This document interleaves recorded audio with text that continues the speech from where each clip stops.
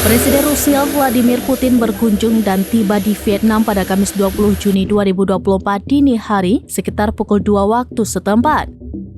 Kunjungan Putin ke Vietnam setelah sehari sebelumnya berada di Korea Utara. Vladimir Putin mengunjungi Vietnam atas undangan Sekretaris Jenderal Nguyen Phu Trong. Putin dijadwalkan berada di Vietnam selama 2 hari. Putin membawa rombongan besar mengunjungi Vietnam.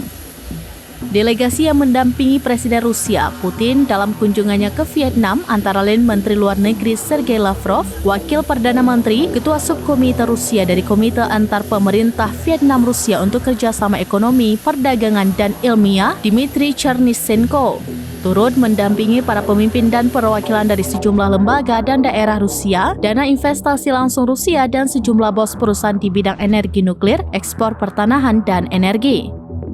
Kunjungan kenegaraan Presiden Putin ke Vietnam kali ini merupakan kegiatan politik luar negeri yang sangat penting, bertepatan dengan perayaan 30 tahun penandatanganan perjanjian prinsip-prinsip dasar hubungan persahabatan Vietnam-Rusia pada tahun 1994 hingga 2024 dan menuju perayaan 75 tahun terjalinnya hubungan diplomatik kedua negara pada tahun 2025. Pada konferensi pers, Yuri Usakov, asisten Presiden Rusia, mengatakan kepada wartawan bahwa tanggal 20 Juni, Presiden Rusia Vladimir Putin akan bertemu dan bekerja dengan para pemimpin tertinggi Vietnam, termasuk Presiden Minh Chin dan Ketua Majelis Nasional Tran Thanh Man.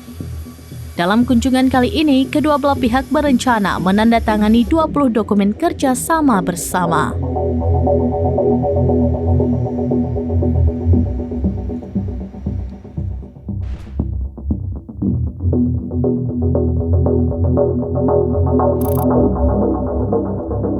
Download Tribun X sekarang, menghadirkan lokal menjadi Indonesia.